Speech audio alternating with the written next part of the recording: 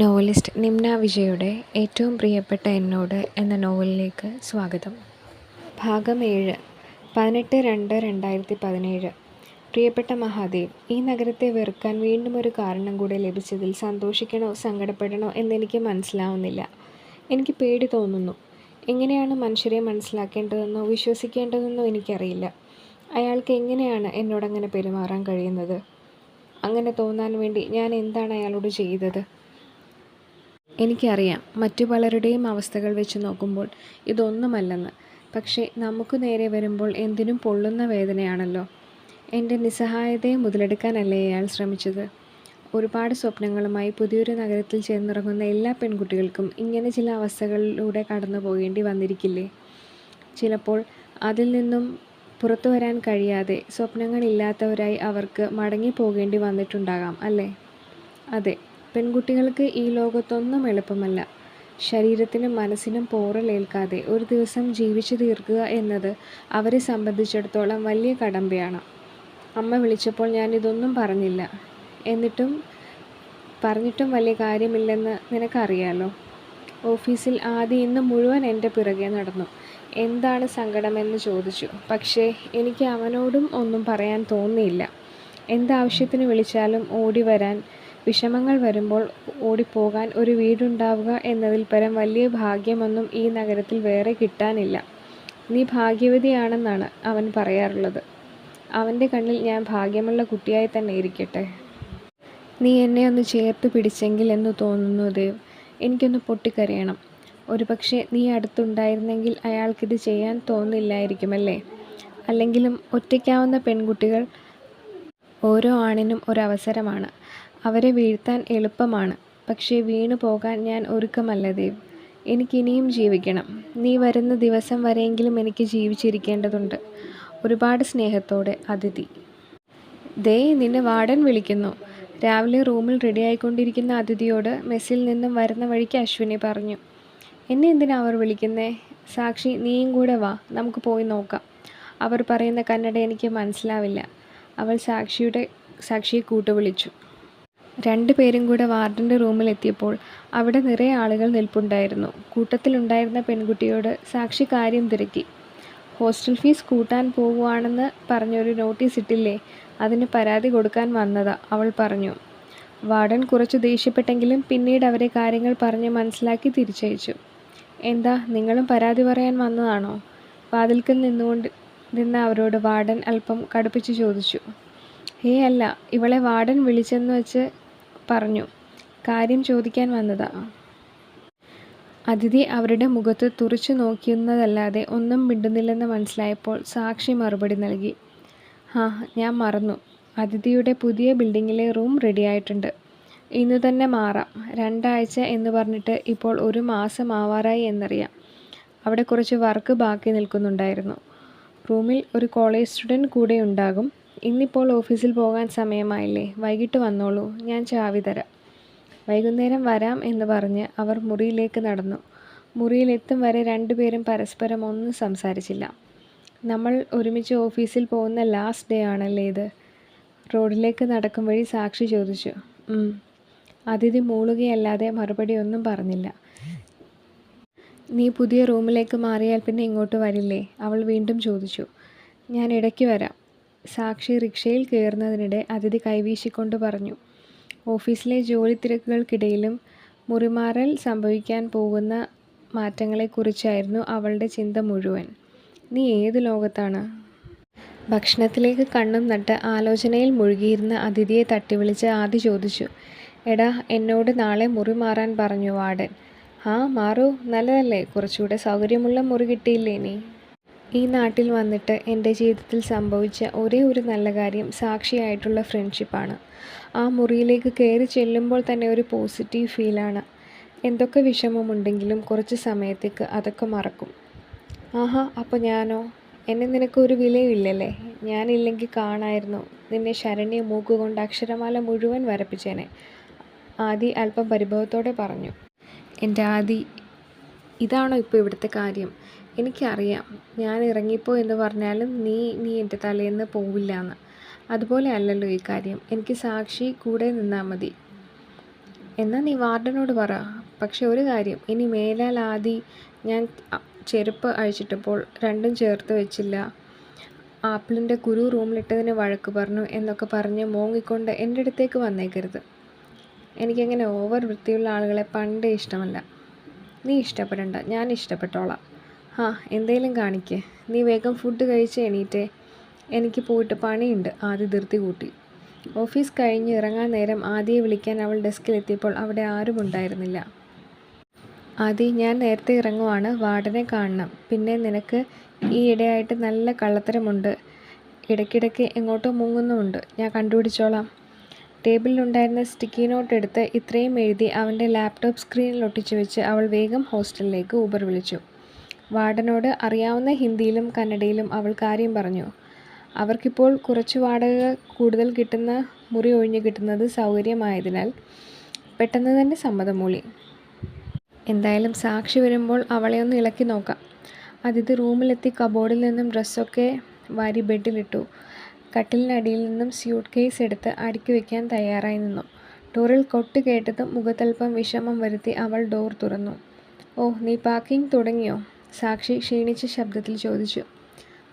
നീയും ഒന്ന് ഹെൽപ്പ് ചെയ്യൂ. എനിക്കിത് ഒറ്റയ്ക്ക് വയ്യ.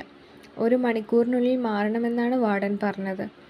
അവൾ നിലത്തിരുന്ന് ഡ്രസ്സ് അടുക്കി വയ്ക്കാൻ തുടങ്ങി. ഒരു 2 മിനിറ്റ് സാക്ഷിയുടെ അനക്കമൊന്നും കേൾക്കാതെ ആയപ്പോൾ അവൾ തിരിഞ്ഞു നോക്കി. ബെഡിൽ കമഴ്ന്ന് കിടന്ന് വിതുമ്പി കരയുകയാണ് പുള്ളിക്കാരി. അത് കണ്ടതും അതിഥിക്കും സങ്കടം വന്നു. അവൾ ബെഡിലേക്ക് കിടന്ന് സാക്ഷിയെ കെട്ടിപ്പിടിച്ചു. അതിഥി, നീ പോകണ്ട. ഞാനിനി നിന്നോട് പ്ലേറ്റ് വെള്ളം പോകാതെ കമഴ്ത്തി വയ്ക്കാൻ പറയില്ല. ചോക്ലേറ്റ് കവർ നിലത്തിട്ടാൽ ചീത്ത പറയില്ല, സത്യം. സാക്ഷി എഴുന്നേറ്റിരുന്ന് വിതുമ്പലോടെ പറഞ്ഞു. ഉറപ്പാണോ? അവളുടെ കണ്ണുനീർ തുടച്ചുകൊണ്ട് അതിഥി ചോദിച്ചു. ഞാനാണേ സത്യം. അവൾ കൈ തലയിൽ വെച്ചുകൊണ്ട് പറഞ്ഞു. എന്നാൽ ഞാൻ പോണില്ല. ശരിക്കും?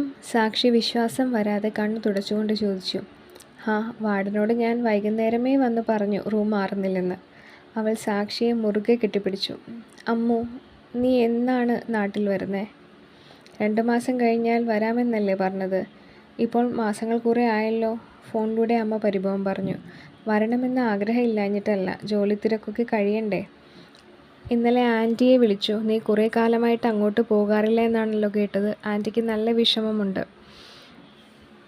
നീ ഇന്ന് എന്തായാലും ഒന്ന് പോയി കാണൂ. അല്ലെങ്കിൽ അവർ എന്ത് വിചാരിക്കും? നീ ഇവിടെ വന്ന സമയത്ത് എല്ലാ സഹായത്തിനും അവരല്ലേ ഉണ്ടായിരുന്നുള്ളൂ. അമ്മേ, ഞാൻ പോയേക്കാം. അവൾ സംസാരം അവസാനിപ്പിക്കാനെന്നോണം പറഞ്ഞു. ശാലുവിനെയും ആൻറ്റിയെയും ഇടയ്ക്ക് പുറത്തു വെച്ച് കാണാറുണ്ട് എന്നല്ലാതെ ആ സംഭവത്തിൽ പിന്നെ 2 മാസത്തോളമായി ആൻറ്റിയുടെ വീട്ടിലേക്ക് പോയിട്ടില്ല. ഓരോ ജോലി തിരക്കുകൾ പറഞ്ഞ് ഒഴിഞ്ഞു മാറുകയാണ്. കഴിഞ്ഞ ദിവസം സാക്ഷിയും ചോദിച്ചു, എന്തേ ഇപ്പോൾ അവിടേക്ക് പോവാത്തതെന്ന്. ഇവരോടൊക്കെ എന്ത് മറുപടിയാണ് പറയേണ്ടതെന്ന് അവൾക്ക് അറിയില്ല. ഇടയ്ക്കൊക്കെ സത്യം പറയുന്നതിനേക്കാൾ നല്ലത് മൗനമാണെന്ന് തോന്നും. ഓരോന്ന് ആലോചിച്ച് വരാന്തയിൽ നിന്നുകൊണ്ടിരുന്ന അവളെ ശ്രദ്ധിക്കുക പോലും ചെയ്യാതെ സാക്ഷി ഫോൺ വിളിച്ച് റൂമിലേക്ക് പോയി. ഇവളിത് കുറച്ച് ദിവസമായി ഓഫീസിൽ നിന്ന് വരുമ്പോഴും പോകുമ്പോഴും ഫുൾ ഫോൺ വിളിയാണല്ലോ. എന്താണ് ഏർപ്പാടെന്നറിയണമല്ലോ. അതിഥി കതക് തള്ളിത്തുറന്ന് അകത്തേറി. നീ ആരോടാണ് ഈ രാവിലെ മുതൽ രാത്രി വരെ സംസാരിച്ചു കൊണ്ടിരിക്കുന്നത്? ഡ്രസ്സ് മാറിക്കൊണ്ടിരുന്ന സാക്ഷിയോട് അവൾ ചോദിച്ചു. സിദ്ധിനോട്. അവൾ കൂളായി മറുപടി പറഞ്ഞു. സിദ്ധോ? അതാരാ? നിനക്ക് എന്താ അതിഥി, ഓർമ്മശക്തിയെല്ലാം പോയോ? ഞാനന്ന് പറഞ്ഞില്ലേ, ഓഫീസിലുള്ള പയ്യനാണ്. ഞങ്ങൾ നല്ല കൂട്ടാണെന്നൊക്കെ. എന്നോടാരും പറഞ്ഞില്ല. അതിഥി പരിഭവിച്ചു. നീ ഇപ്പോൾ വേറെ ഏതോ ലോകത്താണ്. ഞാൻ പറയുന്നതൊന്നും നീ ശ്രദ്ധിക്കുന്നില്ല. ഞാൻ റൂമിൽ 100 തവണ പറഞ്ഞിട്ടുണ്ട് സിദ് സിദ് സിദ് എന്ന്. അവൾ ഒരൽപ്പം ദേഷ്യത്തോടെ അവൻ്റെ പേരുറക്കെ പറഞ്ഞ് ബക്കറ്റുമെടുത്ത് കുളിക്കാനിറങ്ങി. ഇത് കേട്ടാണ് ദേവിക മുറിയിലേക്ക് കയറി വരുന്നത്. ആ ചേച്ചി എന്തിനാ ചൂടായേ? ആ ചേച്ചി പറയുന്നതൊന്നും ഞാൻ കേൾക്കുന്നില്ലത്രേ. അതിൻ്റെ ദേഷ്യമാണ്, അതിഥി ചിരിച്ചുകൊണ്ട് പറഞ്ഞു. ചേച്ചി, ഞങ്ങൾക്ക് നാളെ കോളേജ് ഡേ ആണ്. ചേച്ചിയുടെ അടുത്ത് നല്ല ഡ്രസ്സ് ഏതെങ്കിലും ഉണ്ടോ? എൻ്റെ കയ്യിലുള്ളതെല്ലാം കബോർഡിൽ കാണും. നീ നോക്കിയേ. ഇഷ്ടമായത് എന്തെങ്കിലും ഉണ്ടെങ്കിൽ എടുത്തോ. കബോർഡിൽ ഡ്രസ്സ് നോക്കിക്കൊണ്ടിരിക്കെ അവൾക്ക് ഫോൺ വന്നു. ചേച്ചി, ഒരു 10 മിനിറ്റ്, ഞാനിപ്പോൾ വരാട്ടോ. അവൾ ഫോണുമായി പുറത്തിറങ്ങി.